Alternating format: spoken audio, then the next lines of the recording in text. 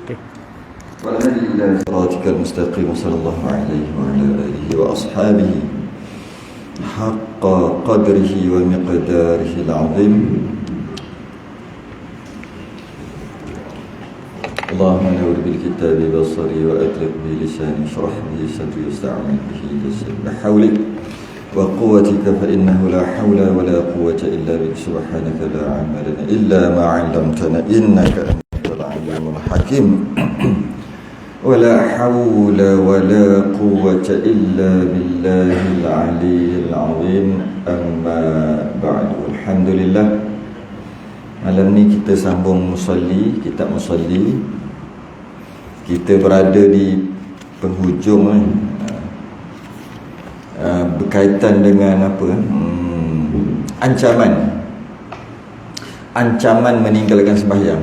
Kita baru habis sembahyang Jumaat. Selesailah beberapa perkara, poin-poin penting dalam masalah sembahyang Jumaat. Selesai, dan yang terakhir berkaitan dengan amal ma'ruf nahi munkar. Amal ma'ruf nahi munkar, iaitu pengarang Syekh Daud Al-Fatani, dia minta kita fikir sikit berkaitan dengan amal ma'ruf nahi munkar. Fikir sikit berkaitan dengan jika ada dalam masyarakat yang kurang, jika ada masyarakat yang kurang dalam masyarakat, lebih-lebih lagi yang membabitkan benda yang wajib, maka janganlah semudah-mudahnya kita ambil tak apa, mazhab lain boleh, contohnya gitu kan. Kita bahas yang kali terakhir tu, mazhab lain boleh kan, mazhab lain sah kan, maka sekadar itu aja. Jangan macam tu. Kerana kalaulah memang betul mazhab ni ada 4, keempat-empatnya mu'tabar, dan kalaulah kita tak boleh nak mengatakan mazhab kita je, mazhab Syafi'i je betul, mazhab lain salah, tak boleh nak kata gitu. Semua betul, keempat-empat. Tapi malah disebut juga khilaf tu adalah rahmat. Maka jika ada masalah, mungkin tak sah dan sebagainya, senang aja pakai mazhab lain. Jangan mudah-mudah gitu. Kalau mudah macam tu, tak ada amal ma'ruf nahi munkar lah. Kalau ingat lagi kan perbahasan kita yang lepas. Kemudian ditekankan sikit masalah pemerintah. Pemerintah dia ada tanggungjawab dia untuk melaksanakan ataupun menjaga Islam, menjaga agama Islam. Bukan jaga semua agama, tak. Menjaga agama Islam je. Islam tu kena jaga, kena jaga. Jadi sebab tu pemerintah jangan duduk seronok sangatlah. Jangan seronok aja dah ada jawatan. Tidak, dia ada tanggungjawab. Tanggungjawab yang dia buat tu, adakah dia buat? Adakah dia menjaga agama? Daripada diperkotak-katikkan oleh orang kafir dan sebagainya, itu tanggungjawab sikit. Lebih-lebih lagi berkaitan dengan kefarduan wajib, iaitu solat Jumaat, solat Jumaat, solat fardu, termasuk juga solat Jumaat. Kita tengok sikit muka surat 76 tu. Muka surat 76 yang hijau je, yang biru 100 bukan. Apa? Hukum meninggalkan sembahyang 5 waktu. Undur sikit 100 76 juga. Sama pula tu. 76 juga. Kalau yang Jawi tu 24. Undur sikit je nak baca berkaitan dengan pemerintah tadi. Qala al-mu'allif rahimahullahu ta'ala wa nafa'ana wa iyyakum bi'ulumihi fid darin amin ya rabbal alamin. Maka hasillah pekerjaan ini, pekerjaan apa? Amal ma'ruf nahi munkar ni, keberatan atas waliul umur, keberatan diberatkan atas pemerintah, dan dosa yang besar-besar atasnya, atas pemerintah, jika tiada mereka itu menghiraukan pekerjaan agama. Kalau dia tak peduli nak jawatan aja, tapi tak peduli pada agama, tak jaga agama, tak risau tentang rakyat yang tak semayang, 90% budak sekolah tak semayang, sekolah menengah, tak risau, tak buat apa-apa, okay? Maka mereka, dia kata itu tanggungjawab mereka. Dan Mereka tak hirau. Jika mereka tak hirau, istimewa lebih-lebih lagi sembahyang yang 5 waktu dia tak dihiraukan oleh pemerintah, dan mendirikan dia dengan berjemaah. Dengan maksud pemerintah tak peduli pun ada jemaah ke tak ada jemaah ke, jemaah hilang ke, orang hilang ke, sembahyang Jumaat kat belakang kosong ke. Sebelum ni kat belakang penuh, tiba sembahyang Jumaat kat belakang kosong. Tak peduli lah, pandai-pandai lah orang. Nanti diorang kena jawab. Tu pemerintah kata gitu. Dia tak fikir. Kena fikir dah sekarang ni. Saya sekarang suka sembahyang kat belakang sekarang, sembahyang Jumaat. Sebab nak tengok, memang betul setiap kali sembahyang kat belakang mesti ada kosong. Dulu kan, bila komat tu yang duduk berdiri kat luar, pakat masuk. Sampai rapat-rapat, sampai nak tahiyat pun tak boleh. Nak duduk tahiyat akhir pun tak boleh. Kena duduk rapat gitu. Tapi masa duduk dengan khutbah okey je. Masa nak sembahyang tu diorang masuk.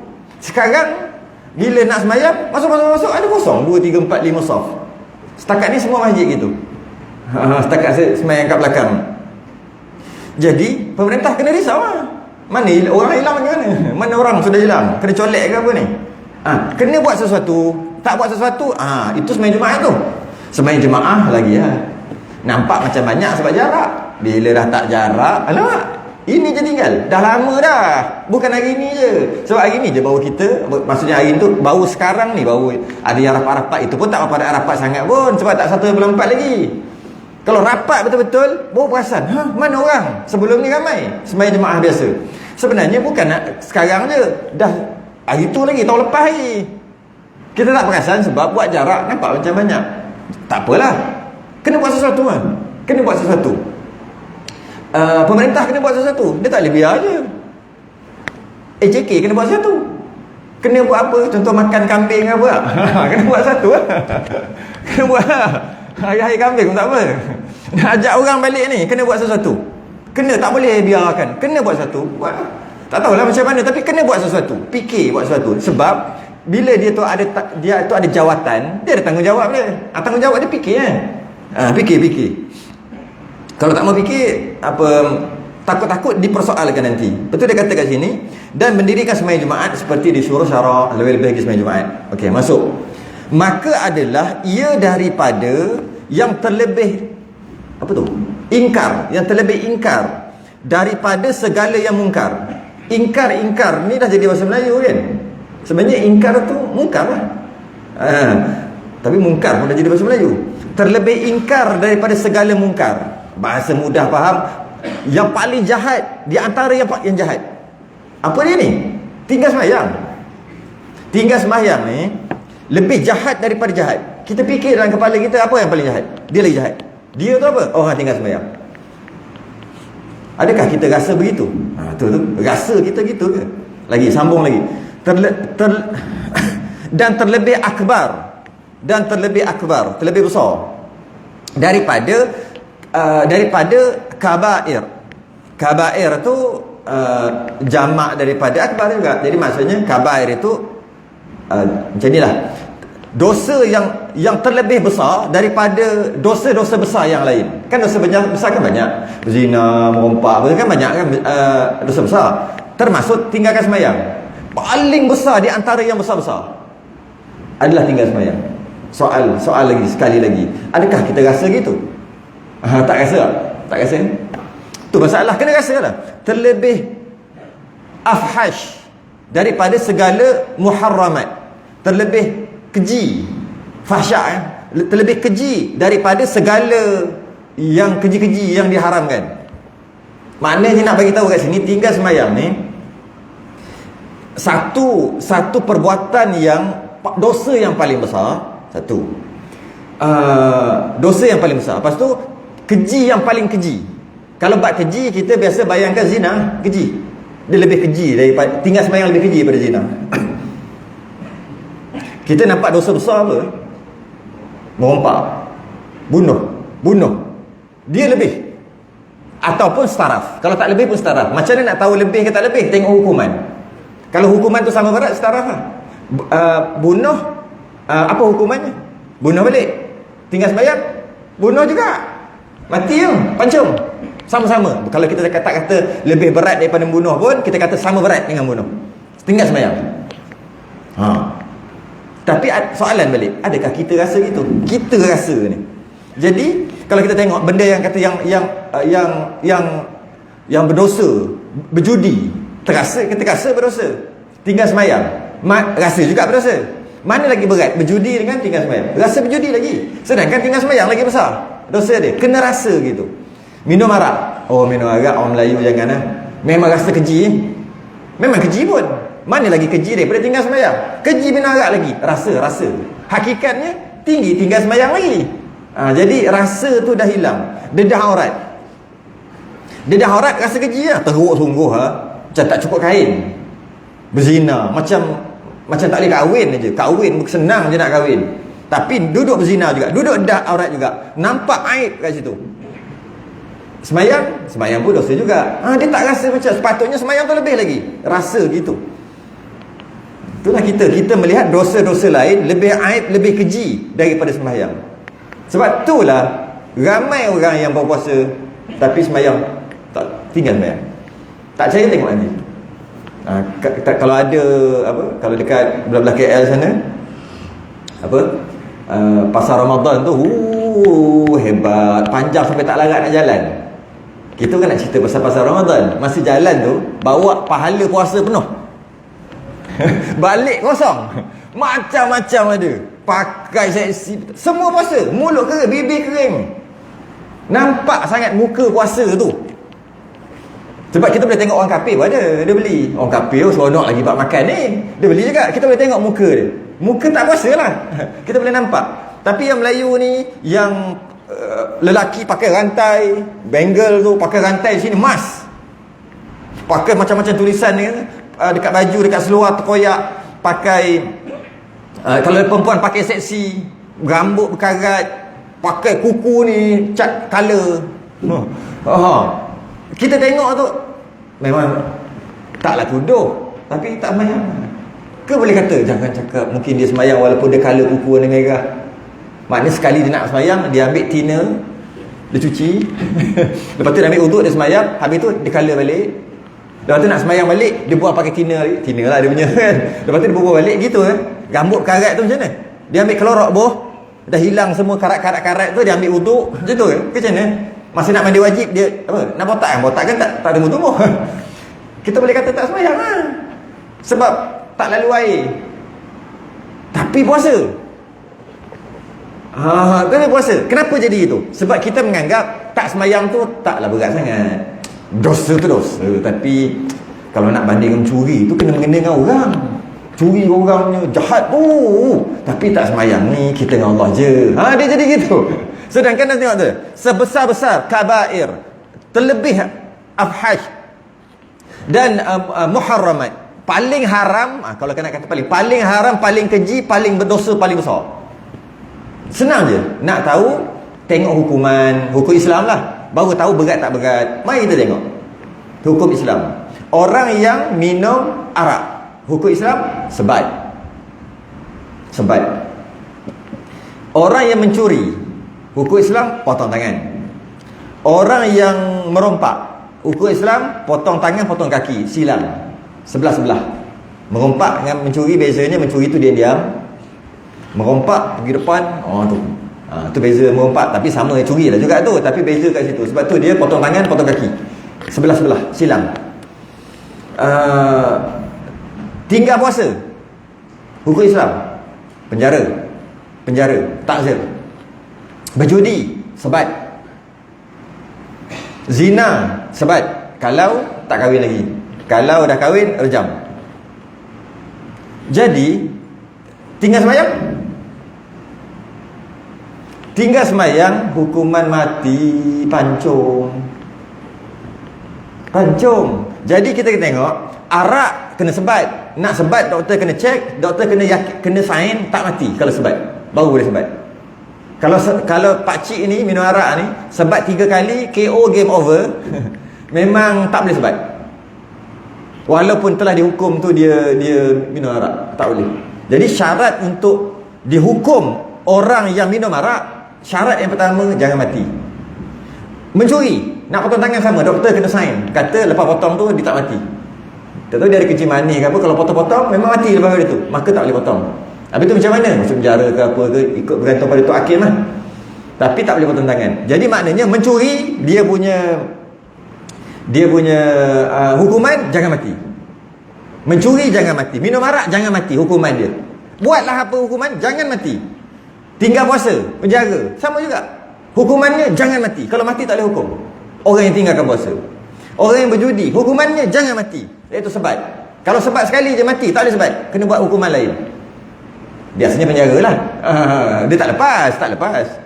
Berzina, yang tak kahwin lagi berzina, hukuman dia juga sebat, tapi dengan syarat yang besar, jangan mati. Tapi ada beberapa hukum je, hukuman dia mesti mati. Tak banyak. Zina yang dah kahwin, dah elok ada yang halal, pergi cari yang haram, yang patut mati pun. Dan benda lelaki pula boleh kahwin 4, asal tak mau kahwin. Okey, maka rejam dengan maksud mati. Lepas tu dia bunuh orang, mati. Nampak yang tadi tu berat lah hukumannya, tapi tak semayang macam tak berat. Mati sebenarnya berat. Cuma kita je tak terasa. Mazhab Hanafi dia lain sikit lah. Dia sebat setiap kali masuk waktu. Masuk penjara, masuk waktu sebat, suruh semayang. Dia semayang tak payah sebat lah. Mazhab Hanafi dia lain sikit. Yang boleh buat ni pemerintah je lah. Itu sedikit ancaman orang yang tinggal semayang. Semasa peperangan Kristian dengan Islam dekat Spanyol, orang Islam payah nak dikalahkan dekat Spanyol. Tak boleh kalah, kuat sungguh orang Islam. Akhir sekali orang kafir dia guna taktik dia cuma nak merintah je. Umat Islam nak beribadah, silakan, malah dia support, dia sponsor lagi. Nak gaji, sponsor kapal. Nak semayang, tolong buat masjid. Nak besar mana masjid? Nak besar pada gereja? Boleh, tapi aku nak merintah. Merintah aku nak. Kau nak beramal, silakan. Bila dia buat gitu, secara perlahan-lahan melalui undang-undang, akta, melalui media-media, dia merosakkan akidah anak cucu orang Islam. Akhir sekali sekarang tengok Spanyol jadi apa. Dulu pusat pemerintahan besar Islam, malah sekarang sampai sekarang ada lagi kesan peninggalan. Sekadar itu je lah diorang dah ambil. Dengar kita dekat Filipin pun sama dulu. Sekarang tengok nasib baik kat Malaysia, Indonesia pun boleh lah. Allah. Dan sama lagi, dan telah datang hadis daripada Rasulullah SAW dengan mengkufurkan orang yang meninggalkan sembahyang. Tak sembahyang jadi kafir. Sabda Nabi SAW, al-ahdul ladzi bainana wa bainahumus salatu faman tarakaha faqad kafar. Bermula janjian antara kami dan antara mereka itu sembahyang. Maka barang siapa meninggalkan dia, maka senya telah kufur ia. Siapa tinggal sembahyang kafir. Gitu. Gitu aja. Siapa tinggal sembahyang kafir? Mari kita tengok kafir apa. Kafir ada banyak. Kita baca satu lagi bab kafir ni. Dan lagi sabda Nabi SAW, man taraka salata muta'ammidan faqad kafara jihara. Barang siapa yang meninggalkan sembahyang dengan sengaja, maka senya telah kufur hal keadaannya nyata. Siapa tinggal sembahyang, kafir yang nyata. Dua hadis ni ulama buat rumusan. Kafir tu kafir asyhadu. Sebab kafir ni kena asyhadu an la ilaha illallah bila kafir. Maka tiga mazhab. Mazhab Hanafi, mazhab Maliki, mazhab Syafi'i. Termasuk mazhab kita lah tiga. Maksud kafar ni banyak. Dari segi lughah, dari segi bahasa, kafar ni tutup kafar. Hijab boleh juga kafar. Sebab tu kita kata tasbih kafarah. Tasbih apa? Kafir. Tasbih penutup. Jadi kafar ni adalah tutup secara dari segi bahasa. Dari segi istilah, kafir ni pula ada banyak. Kebanyakan yang kita faham kafirnya adalah kafir itu keluar daripada Islam, kena asyhadu balik. Dia ada lagi kafir-kafir yang lain. Dalam ayat ni, dalam hadis ni, kafir ni maksudnya kufur juga. Macam ni dia, kufur nikmat. Allah dah bagi nikmat, dia kafir dengan nikmat Allah. Dia bukan kafir dengan akidah, dengan iman, dengan agama, bukan. Dia kafir dengan nikmat. Dia bukan kafir dengan akidah. Sebab nak kata kafir akidah, dia kena kata Tuhan ada dua. Baru kafir. Kafir asyhadu lah. Dia kena kata Tuhan, Allah tu bukan Tuhan. Dia kena kata Nabi tu bukan Nabi, bohong aja. Baru jadi kafir. Kafir apa? Kafir asyhadu ni. Yang ini kafir apa? Kafir nikmat. Iaitu Allah dah bagi nikmat, dia kafir. Iaitu dia kufur, iaitu dia tak peduli, dia tak mengenang budi. Itu masuk kafir. Itu 3 mazhab. Termasuk mazhab kita. Mazhab Hambali dia lain. Mazhab Hambali dia kata kafir asyhadu. Kafir asyhadu. Kafir asyhadu maksudnya kafir. Mati tak nak jaga. Bukan tak nak kubur. Kafir. Maksudnya macam mana tu? Asyhadu balik. Habis kalau dia sedekah, tak sah sedekah dia ketika kafir yang dia tak semayang tadi tu. Macam mana nak jadi Islam? Boleh jadi Islam dengan beberapa cara. Islam balik. Pertama, asyhadu an la ilaha illallah. Yang kedua, kalau dia semayang ada asyhadu kat situ, jadi Islam balik itu. Itulah maksud hadis yang lain, kata mazhab Hambali. Hadis yang lain mengatakan akhir zaman umat Islam kejap kafir, siangnya kafir, malamnya beriman. Siangnya beriman, malamnya kafir. Maka mereka tarik maksud tu adalah yang tadi ya. Tak semayang kafir. Lepas tu tiba-tiba dia semayang Islam sebab dia ada asyhadu an la ilaha illallah, asyhadu anna Muhammadar Rasulullah. Dia ada Islam balik. Islam. Itu mazhab Hambali. Mazhab Syafi'i tidak. Mazhab Syafi'i bukan kafir asyhadu. Sebab nak jadi kafir asyhadu tu maksudnya kena jadi kafir betul lah. Kena sembah berhala, kata tu Tuhan dan sebagainya, baru kafir asyhadu.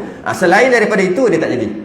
Sekadar tinggal semayang, dia tak jadi kafir. Dia cuma berdosa, fasik. Kalau kafir pun kufur nikmat, kafir dengan nikmat Allah. Tapi kalau kita baca ni hadis ni, kalau kata baca bodoh-bodoh je, man taraka salata muta'ammidan faqad kafara jahara. Siapa tinggal sembahyang kafir nyata. Kau tak sembahyang kan, kau kafir. Macam tu. Boleh tak kita nak ambil Quran? Quran nak hadis, termasuk hadis, kita nak beramal gitu je. Masalah. Masalah. Memang masalah. Jadi macam mana? Para ulama dah menafsirkan pada kita.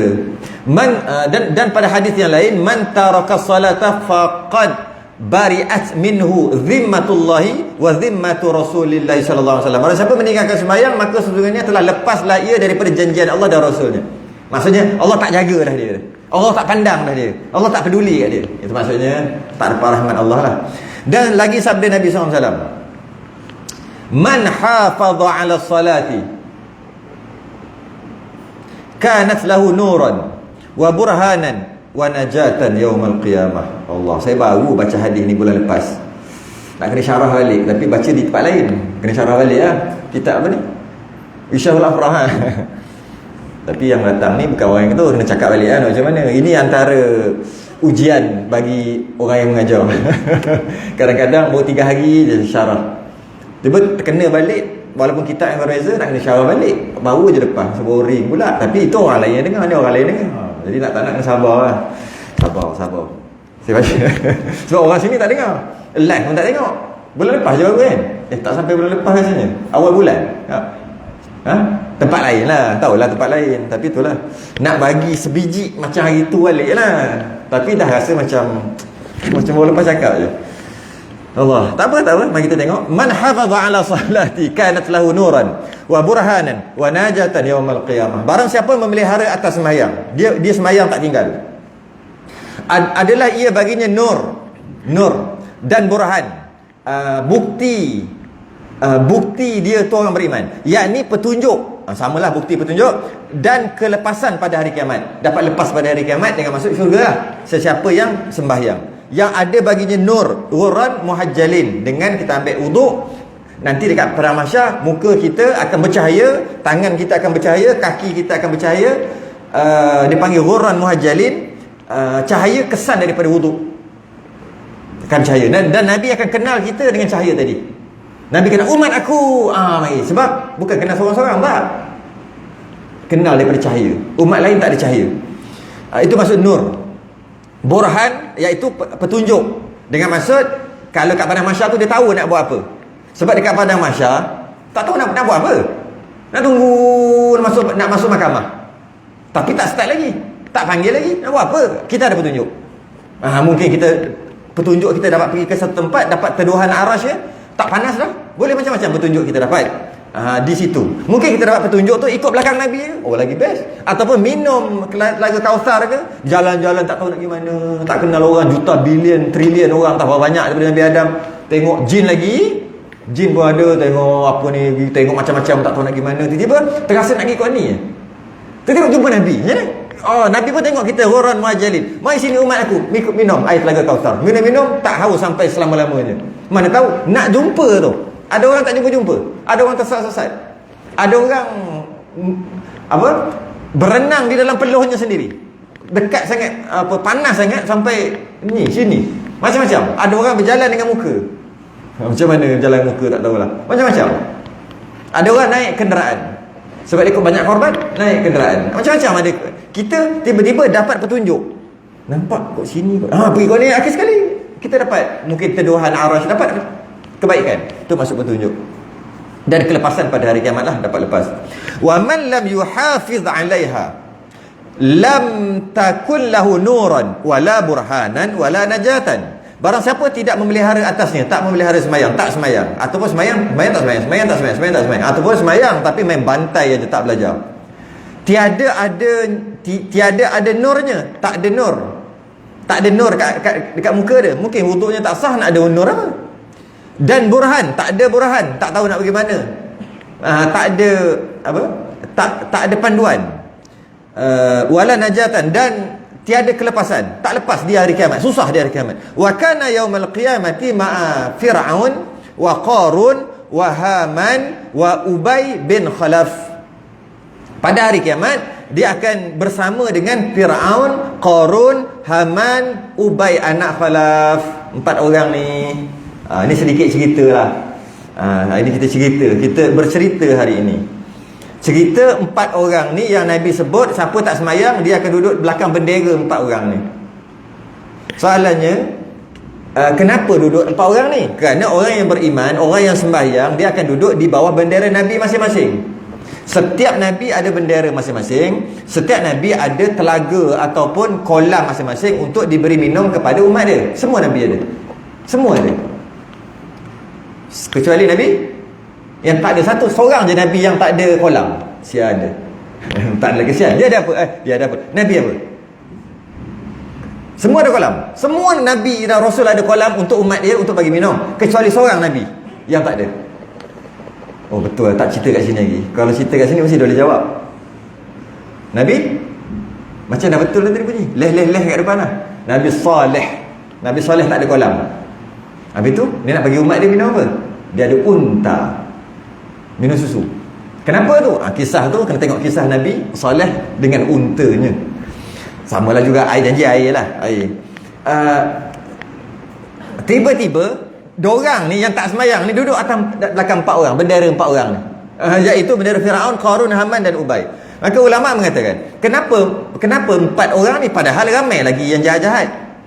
Zaman-zaman dulu ramai lagi raja-raja yang jahat, tapi kenapa 4 orang, Firaun, Qarun, Haman? Itu zaman Bani Israel. 3 zaman, boleh kita kata Nabi Musa lah, 3 ni. Tapi Ubay bin Khalaf zaman Nabi. Jahat sangat ke Ubay bin Khalaf sampai diletak sebaris dengan Firaun? Ada ke orang jahat lagi pada Firaun? Ada. Mari kita tengok. Bukan jahat lagi, sama taraf. Nabi sama taraf kan, Firaun, Qarun, Haman dan Ubay bin Khalaf. Yang pertama, kenapa Nabi bagi contoh Qarun? Orang yang tak semayang duduk belakang Qarun. Kerana Qarun ni seorang yang disibukkan dengan ilmu dunia. Qarun ni disibukkan dengan ilmu dunia dan harta kekayaan yang melimpah ruah. Dengan banyaknya ilmu, dan ilmu tu ilmu perniagaan lah, maksud bukan ilmu harta, ilmu nak menjana kekayaan, ilmu dunia lah. Dia lupa yang dia ada tadi tu hakikatnya adalah kurniaan daripada Allah. Dengan harta tadi dia akan jadi sombong dengan harta dia. Dia kata, aku dapat harta ni kerana usaha aku sendiri. Lepas tu jangan main-main dengan harta. Tiga ta. Yang hati-hati. Harta, tahta, wanita. 3 ta. Hati-hati ya orang lelaki dengan 3 ta dia panggil. Jadi salah satunya harta. Mula okey. Tiba-tiba buka kedai makan ke, kan, buka kedai apa ke, buat kedai air ke, buat air sedap-sedap. Orang makin ramai beli, orang makin ramai. Lupa dah, dia akan boleh jadi sombong kerana harta tadi. Dia akan boleh jadi sombong sebab dapat banyak. Buka kedai, kalau dia berniaga ke apa, dia akan boleh jadi. Jadi hati-hati dengan harta. Kenapa? Qarun sendiri sebenarnya orang miskin je. Qarun orang miskin, anak ramai. Dah lah anak ramai miskin. Jadi dia macam tak tahan dengan kemiskinan. Dia minta dekat sepupu dia Nabi Musa. Dia minta, wahai Nabi Musa, engkau doa pada Allah. Dia beriman dengan Nabi Musa. Engkau doa pada Allah, aku nak kaya. Sebab kalau aku kaya, lidah tidak bertulang. Kalau aku kaya, kalau ada 1 juta nak buat apa? Pertama cakap masjid tu. Bila dapat 1 juta, hilang. Standard lah. Dapat duit apa-apa, nak buat apa? Yang pertama sekali, mula-mula tu tak dapat lagi 20 tahun 30 tahun lagi nak dapat duit tu. Duit apa? Duit umur 50 tu lah. Nak buat ni dia jangan yang baik lah, yang baik. Biasanya masjid surau itu gini. Bila dapat haram. Tak berdosa pun. Nak beritahu harta ni dia lain macam. Bau duit tu pun lain macam. Iya. Bau duit. Cuba bau yang lain. Duit pun ada jin jaga tu, ada setan jaga duit tu. Bau duit tu lain macam pun. Jadi bila dia minta, aku tak tahan lah, kalau aku kaya aku akan gini kata Qarun kat Nabi Musa. Nabi Musa pun ajar untuk Nabi Musa pun berdoa pada Allah untuk senangkan perniagaannya. Satu riwayat yang kedua mengatakan Nabi Musa ajar Qarun buat emas. Yang kita tahu emas tak boleh buat, tapi Nabi Musa ajar buat emas. Ada orang kata cerita Israeliat. Jadi bila dia kaya, yang penting dia kaya. Yang penting kita gali jumpa harta karun. Okey, bila dia kaya raya, dia jadi sombong. Bila minta zakat tak nak bayar, dia pun riak, belagak dengan kekayaan tadi. Apa tanda dia belagak? Orang dulu bila dia kaya, tak ada bank dulu. Bila dia kaya, dia akan simpan harta-harta dia dekat satu gudang. Kalau ada 2, 3, 4 gudang, dan dia rahsiakan gudang itu. Dia rahsiakan tempat yang disimpan harta tu. Dia rasa dia tak bagi tahu orang. Sebab kalau beritahu orang rompak. Dan kunci pun dia akan rahsiakan, kunci gudang dia tadi. Tapi Qarun ni kaya dia dan belagaknya dia upah 10 orang bodyguard abang Sado, semua body. Buat apa? Bukan jaga dia, pikul kunci. Kat mana dia pergi bawa kunci gudang tu. Gudang tu tempat dia rahsiakan juga. Bawa banyak mana agak-agak, berapa kilo, berapa banyak kunci aja, tak tahu lah berapa banyak harta dia. Okey, jadi akhirnya dia belagak kan. Nabi Musa pun kata minta zakat dan semua tak mau. Akhir sekali dia ditenggelamkan bumi terbelah, tenggelam dengan harta-hartanya, tenggelam. Yang kita orang Melayu panggil harta karun. Walaupun itu berlaku bukan kat sini. Berlaku bukan kat sini, tapi jumpa kat sini pun harta karun, banyaknya karunnya harta. Sampai kat Malaysia pun kita kata. Jadi kenapa Nabi contohkan Qarun dengan cerita tadi? Nabi contohkan orang yang tak semayang kerana sibuk cari harta, sibuk menjaga harta. Kalau tak cari pun menjaga harta, maka dia akan duduk belakang Qarun. Satu contoh Nabi. Jadi siapa yang tak semayang kerana menguruskan harta, duduk belakang Qarun lah. Firaun, contoh yang kedua, Firaun semua kenal. Dia disibukkan dengan kuasa dan kerajaan. Dia ada kerajaan, dia sibuk dengan kuasa dan kerajaan. Lalu dia lupa kerajaan tu milik Allah, Allah yang bagi. Dan dia mengaku Tuhan pula tu, sanggup mengaku Tuhan. Ada riwayat mengatakan setan, iblis pernah bagi nasihat dekat Firaun, jangan mengaku Tuhan. Aku ni setan pun aku tak mengaku Tuhan. Engkau ni apa ni, mengaku Tuhan, tarik balik, janganlah, nanti azab Allah. Nasihat iblis kepada Firaun. Teruknya, betul tak? Kalau manusia ni, kalaulah dia dah jahat, dia lebih jahat daripada iblis ni. Kalau dia baik, dia lebih baik daripada malaikat ni. Tu manusia. Memang rare lah manusia ni. Memang rare. Jadi dia ngaku Tuhan sebab tak logik. Sebab tu Iblis kata, alah kau ngaku Tuhan, logik ke? Kau yang kecil-kecil kau lah jadi kecil, bukan turun besar. Kat situ pun dah tak logik. Kalau kecil-kecil orang sepak kau sakit boleh. Lepas tu kau ngaku Tuhan. Kalau Iblis ni kalau ngaku Tuhan pun okey juga. Dah lah orang tak nampak dia, adalah logik. Itu pun tak berani mengaku Tuhan, Iblis. Tiba-tiba alah. Sebab apa? Dia tak pernah sakit, bersin pun tak pernah. Tak pernah demam, sakit kepala. Anda ada masa untuk sakit kepala? Tak ada masa. Memang Firaun memang tak pernah sakit kepala. Tak pernah demam walaupun sekali, bersin pun tak pernah. Okey. Kemudian Allah bagi dia kuasa dan kerajaan. Dia sibuk dah uruskan kuasa dan kerajaan dia sehingga dia mengaku Tuhan, sehingga akhir sekali ditelan Laut Merah. Okey. Habis itu kenapa Nabi contohkan Firaun? Orang yang sibuk dengan kerajaan sampai tak sembahyang, maka duduk belakang Firaun. Itu simbolik dia. Yang ketiga Haman. Haman ni pembesar Firaun, menteri Firaun, juga arkitek Firaun, engineer Firaun. Macam itulah. Hebat dia ni. Jadi hati-hati dengan AR dan IR. Sebab Haman pun AR merangkap IR. Tahu apa benda AR IR? Tahu kan? Dia nak kat belakang. Okey. Dia jadi zalim dan sombong sebab dia ada bos, iaitu Firaun, duk payung dia. Apa-apa hal boleh kau tim sebab aku ada orang besar. Aku ada kabel fiber optik. Besar punya kabel, bukan kecil-kecil anak punya kabel. Aku ada kabel besar. Dan dia nak ambil hati Firaun je lah. Kerja dia tu lah. Dan dia tu pembesar lah, menteri. Akhirnya sama juga ditenggelam. Haman ditenggelam oleh Laut Merah. Jadi kenapa Nabi bagi contoh Haman? Orang yang sibuk orang yang sibuk nak pada pangkat. Yang tadi kerajaan besar, Firaun tu kerajaan besar kan, besar, raja besar-besar. Yang ini yang bawah-bawah ni lah, menteri kan, yang bawah ni sibuk duk lobby nak naik, nak dapat jawatan. Okey, sehingga tak semayang. Boleh bukan tak boleh. Yang kita nak, yang tak nak ni hujung ni, sehingga tak semayang. Itu yang tu. Kalau semayang okey. Sehingga tak semayang, maka nanti dia akan duduk belakang Haman.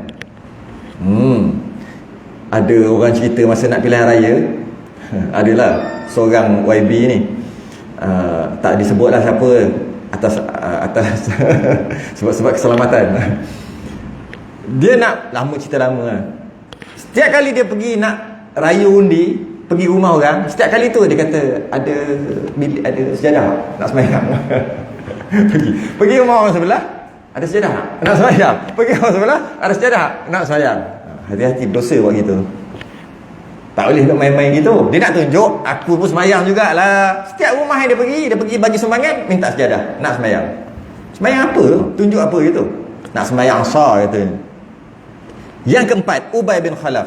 Ubay bin Khalaf seorang pemuka musyrikin, musuh Nabi zaman Nabi. Ni pelik seorang. Kenapa dia jadi pelik? Dia je contoh yang lain. Letaklah Namrud ke, yang lain-lain yang zaman-zaman dulu. Tapi yang ni seorang ni pelik. Dia zaman Nabi dan ada zaman Nabi. Zaman Nabi. Dia musuh Islam, dia membenci seruan Nabi. Dia seorang ahli perniagaan. Dia ahli perniagaan.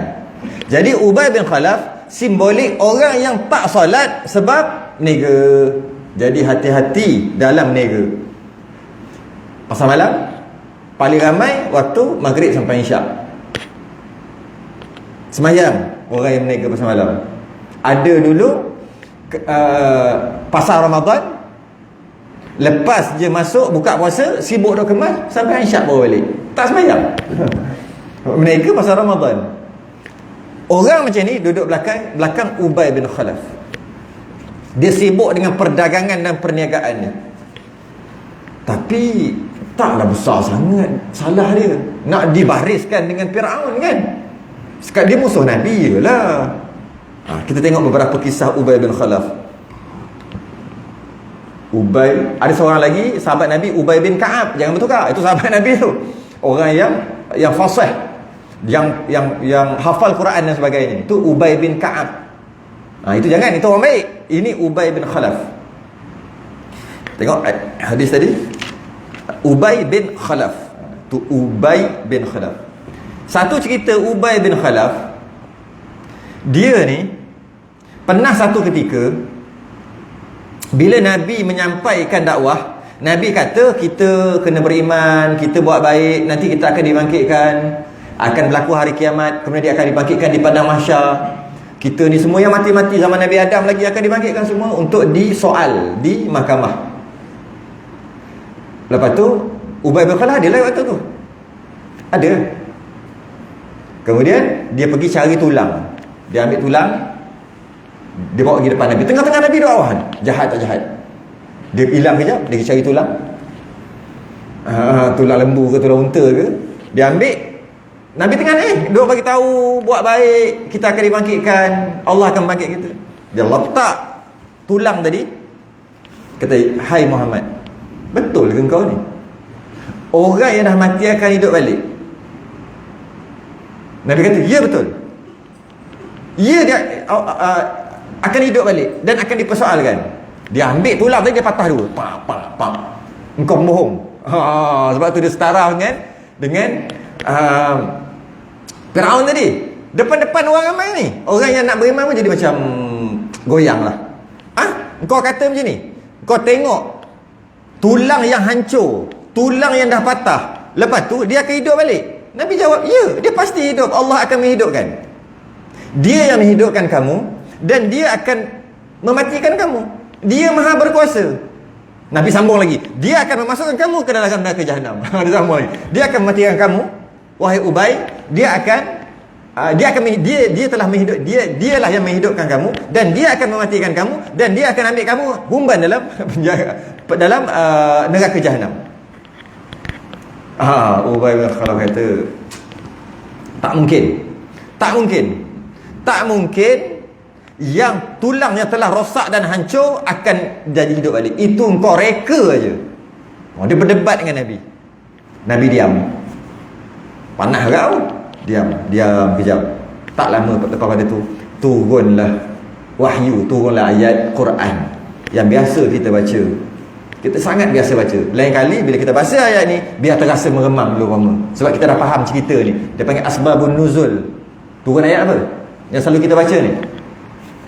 Awalam yaral insanu anna khalaqnahu min nutfatin fa idza huwa khasimun mubin. Turun ayat tu. Dan apakah manusia tidak memperhatikan bahawasanya kami cipta dia, Allah cipta dia daripada setitik air, tiba-tiba dia jadi penentang balik.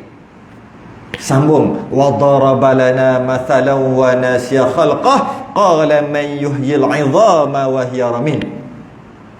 Dia membuat perumpamaan. Allah membuat perumpamaan bagi kami. Dia lupa kejadiannya. Dia lupa.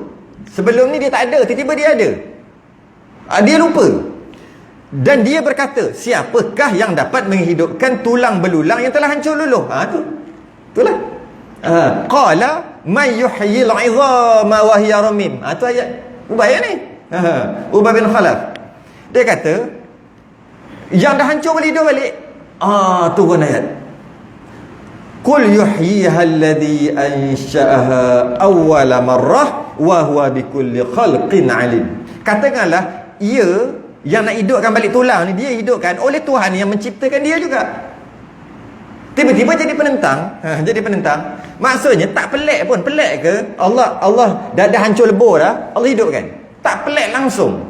Apa bukti tak pelik langsung? Tu ayat ni.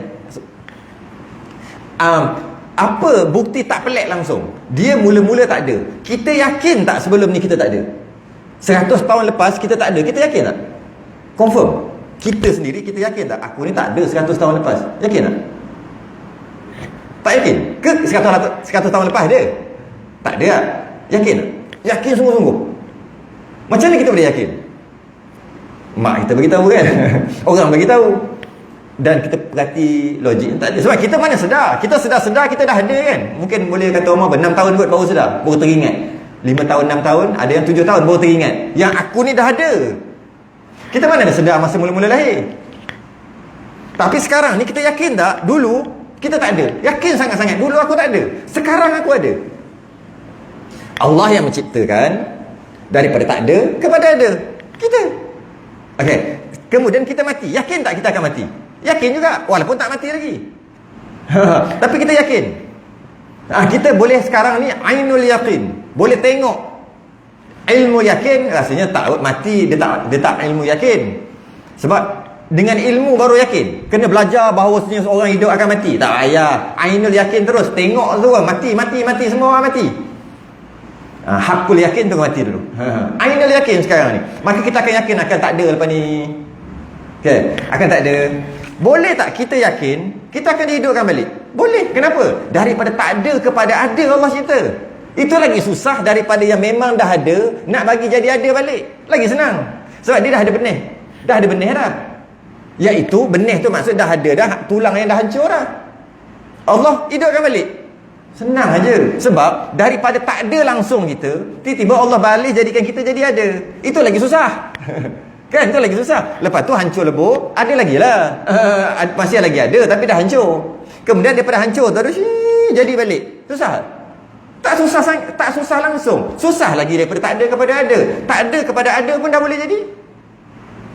Tiba-tiba daripada hancur kepada ada, lagilah boleh jadi, lagilah tak. Mesek. Orang kata mesek. Orang sini cakap gitu tak? Tak. Orang sini tak cakap gitu. Mudah sangat. Sebab daripada tak ada kepada ada pun boleh jadi dan terbukti kita dah ada. Ini kan pula yang dah hancur, ada balik lagi senang. Dah memang dah ada dah. Itu. Allazi. Sebab tu dia kata kul yuhyiha allazi ansha'aha awwala marrah. Dia Tuhan tu yang akan hidupkan, yang kali pertama hidupkan kau, yang jadikan kau, yang itu juga akan hidupkan, jadikan balik. Jadi tak pelik langsung, kau pelik apa benda je. Itu hujah dia. Allazi ja'ala lakum minasy-syajaril akhdari nara fa idza antum minhu tuqidun. Dia menjadikan kamu api daripada kayu yang hijau dan kamu akan nyalakan api itu. Ubay bin Khalaf. Awalaysa alladhi khalaqas samawati wal arda biqadirin ala an yakhluqa mithlahum bala wa huwal khallaqul alim. Dia akan menciptakan langit, dia mencipta bumi, tak ada masalah nak cipta yang lain. Sebab innama amruhu idza arada syai'an an yaqula lahu kun fayakun. Jadi je. Daripada tak ada kepada ada pun boleh jadi, dah jadi dah pun. Daripada hancur nak jadi balik, lagilah senang. Tu hujah tu. Hujah. Kemudian dengan perangai Ubay bin Khalaf tadi, kita dapat tahu memang jahat tu. Sebaris tak dengan Firaun. Ada satu kisah lagi, pendek-pendek lagi sana. Dia kata, aku pernah memelihara seekor kuda. Bukan, Ubay bin Khalaf kata, aku ada seekor kuda kecil lagi. Kecil kuda aku. Aku banyak bagi dia makan, ya Muhammad. Dia cakap dengan Nabi, Nabi tengah duduk menyebarkan ni, tiba-tiba dia datang. Dia kata, Muhammad, aku ada bela kuda kecil, kuda kecil lagi. Aku banyak bagi dia makan. Nabi kata, oh bagus lah. Biar. Apa hal pula tiba-tiba pasal kuda? Dia kata, nanti bila dah besar, aku akan naik dia, aku naik dia untuk bunuh kau. Kat situ. Orang yang dengar tu dah rasa macam canggung dah. Jahatnya dia. Nabi kata apa? Insya-Allah aku yang akan bunuh kau. Nabi kata gitu. Lepas tu terjadi peperangan Uhud. Ubay bin Khalaf cari Nabi, naik kuda yang dijanji. Kemudian dia cari nak serang Nabi, nampak Nabi. Bila dia pergi naik kuda tu, sebab dia dah janji dengan Nabi. Dia pegang tombak, sahabat buat benteng syahid lah. Nabi kata, ini benda kecil ni. Tepi. Sahabat nak syahid aja. Tepi. Bagi tombak kat aku. Tunggu kejap. Kau jangan. Ini aku dan dia. Ini aku dengan dia. Orang lain jangan masuk campur. Dah dekat dah agak-agak boleh baling tu, Nabi baling. Sebelum dia baling, Nabi baling tu. Tombak kena tepi sini sikit, luka dia pun darah. Dia jatuh kuda. Dia bangun balik, naik kuda dah patah balik.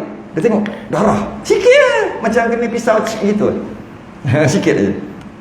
Dia pergi, habislah aku, matilah, tak ada apa dah lah, matilah. Itu lah lebih kurang. Habislah, matilah aku. Masa tu Abu Sufyan tak masuk Islam lagi.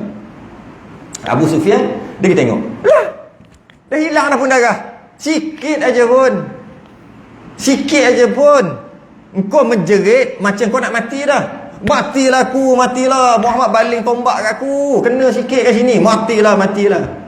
Dia kata dengan sedikit goresan ni kau berteriak-teriak macam kau memang tu nak mati. Orang kena panah, masuk dalam peha, masuk dalam betis pun tak mati lagi. Boleh selamat lagi. Walaupun cacat boleh selamat. Engkau baru kena. Dah hilang dah pun darah tu. Dah berhenti dah pun. Mati. Engkau tahu tak siapa yang cakap? Kau tahu tak siapa yang baling? Muhammad baling kau. Oh, maknanya dia sebenarnya percaya kat Nabi. Dia takut, tapi itulah. Tak mau terima juga. Muhammad yang baling ni. Habis kalau dia baling, dah lah dia baling. Dia pernah cakap kat aku dulu bahawasanya insya-Allah dia akan bunuh. Aku percaya Muhammad kau cakap mesti jadi. Gitu beriman. Bukan beriman, percaya tapi tak beriman. Matilah aku. Akhir sekali balik lah, maksudnya dah balik. Sebelum sampai ke Mekah, dia mati dalam perjalanan dengan sedikit goresan. Mati sungguh. Boleh kita kata bahasa sekarang, mati kena jangkitan kuman ke itulah. Tapi mati sebab Nabi bunuh. Ubay bin Khalaf, perangai dia macam tu. Dan dia seorang pedagang dan peniaga. Dia letak sebaris dengan Fir'aun, Haman, Qarun kerana perangai dia gitu. Dan orang yang duduk belakang Ubay bin Khalaf adalah orang yang sibuk dengan perniagaan sehingga tak semayang. Bukan kata jangan berniaga sehingga tak semayang. Maka sungguhnya telah dinaskan daripada beberapa hadis Rasulullah SAW dengan kufur yang meninggalkan sembahyang. Sebut tadilah, man tarakas salata muta'ammidan faqad kafara jihara. Siapa tinggal sembahyang kafir. Tapi kafir nikmat, kufur nikmat. Dan demikian lagi datang daripada beberapa sahabat dan salaf yang soleh-soleh hingga berkata setengah mereka itu. Okey? Tiada ku dengar sahabat berkata mereka itu pada suatu daripada segala amal jika meninggalkan jadi kafir melainkan sembahyang. Sahabat kata, bukan sahabat, orang-orang yang terdahulu salafus soleh, dia kata kita tak pernah dengar pun para sahabat bagi tahu kalau tak buat jadi kafir. Kalau tak buat jadi kafir, tak ada. Kalau zakat tinggal jadi kafir, tak akan dengar pun.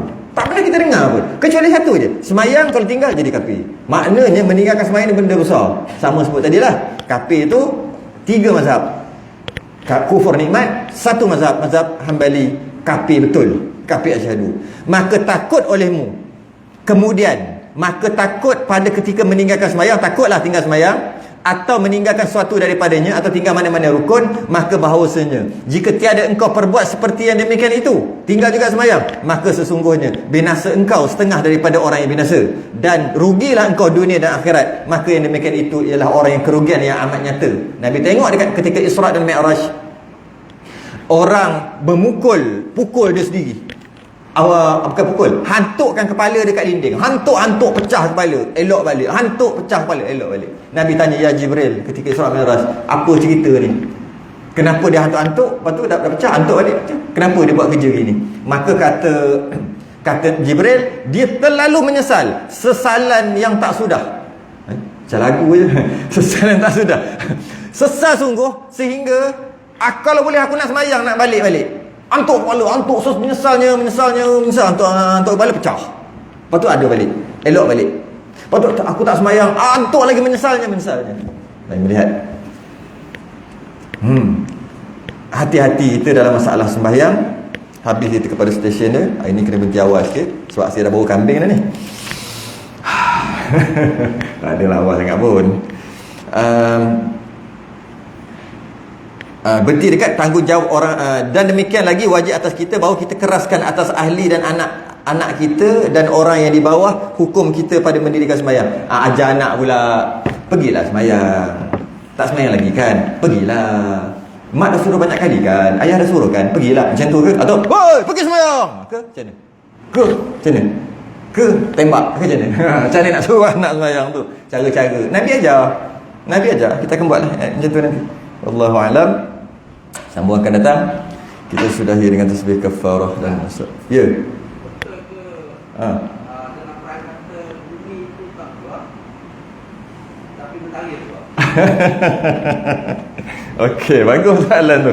Kelakar apa ada tak? Bumi tak bergerak, matahari yang bergerak. Dalam ayat Quran memang ada, surah Yasin juga ada menceritakan maka sebahagian orang mengkaji mengatakan bumi yang sebenarnya matahari yang bergerak mengelilingi bumi.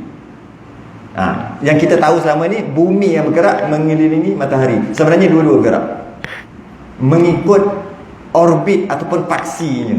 Dua-dua bergerak. Matahari bergerak, bumi pun bergerak. Bulan juga bergerak.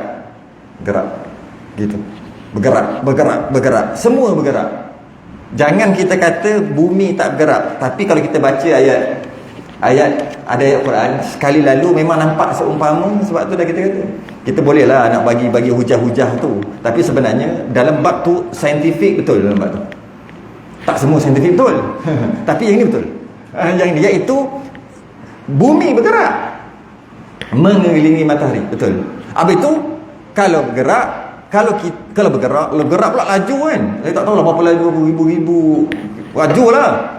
Kalau bergerak, kalau kita naik terbang, payah kita nak kejar bumi tu juga. Kenapa boleh kejar pula? Situ ada saintifik dia. Saya cerita je kan jadi kelas sains pula. Tapi ada saintifiknya. Maksudnya kita tak boleh kata dengan hujah-hujah tadi, beberapa hujah, dan kita kata bumi tak bergerak. Tidak. Dia ada gravitinya. Dia ada beberapa istilah-istilahnya yang mana sebenarnya bumi bergerak, matahari juga bergerak. Tapi matahari bergerak. Sebenarnya macam ni. Setiap makhluk bergerak. Itu ngaji akidah. Setiap makhluk berubah, bukan bergerak, berubah. Antara maksud ubah adalah bergerak. Setiap saat, setiap detik makhluk ni berubah. Mesti berubah dan mesti bergerak. Dia tak duduk diam. Dia bergerak. Jadi kalau kata saya rasa ada juga soalan saya banyak ignore soalan tu. Mungkin ada viral kot. Ada. Mungkin saya agak dah kalau soalan pelik-pelik macam ni. Kalau jangan kata matahari tak jangan kata matahari mengelilingi bumi. Jangan. Sabar dulu, jangan. Apa yang kita faham tentang matahari dan bumi setakat ni, yang kita dah faham benar. Dalam bab tu benar. Betul. Dia ada penjelasannya yang sangat panjang. Penjelasannya. Ya, tahu itulah kata tu. Dan saya ada baca satu panjang artikel tu berkaitan dengan maksud matahari, maksud bumi, matahari mengelilingi bumi tu, maksud dia syarah dia panjang. Jadi apa nasihat saya? Sabar dulu, baca penjelasan saintifik dulu sampai tak faham. Sampai saya setelah kali malah baca dah tak faham dah. Tapi ada penjelasannya. Bukan jangan kita kata matahari mengelilingi bumi. Bukan bumi mengelilingi matahari. Jangan kita kata gitu. Jangan kita kata sebenarnya bumi, ni matahari, ni bumi, matahari duk keliling. Jangan kita kata gitu. Ni matahari, ni matahari, ni bumi. Bumi mengelilingi matahari. Ni bumi, matahari mengelilingi bumi. Maknanya satu. Dua-dua bergerak mengikut orbitnya. Tu jawapannya. Cuma saintifik baca lah, banyak lah sekarang. Saya rasa banyak lah ada orang buat keluar. Sebab dia berkait dengan banyak perkara. Dia berkait dengan ilmu falak. Dia berkait dengan waktu sembahyang kita semua kira tu. Kalau salah tu habis jahanam semua. Dia berkaitan dengan waktu duha, berapa tinggi matahari. Kait banyak. Satu galah matahari. Ilmu falak dulu tu. Dia berkait habis kalau kita kata sebaliknya. Jadi macam mana? Sabar dulu, baca penjelasan saintifik dulu. Maka waktu tu kita iyalah, betul lah. Jadi sebab tu dalam Quran tu betul. Saya tahu ayat tu. Saya rasa surah Yasin ada seumpama gitu. Tapi ada maksud di sebaliknya. Sabar dulu. 45 dah. Allahu'alam. Kita sudah yang tasbih kafarah dan subhanallah.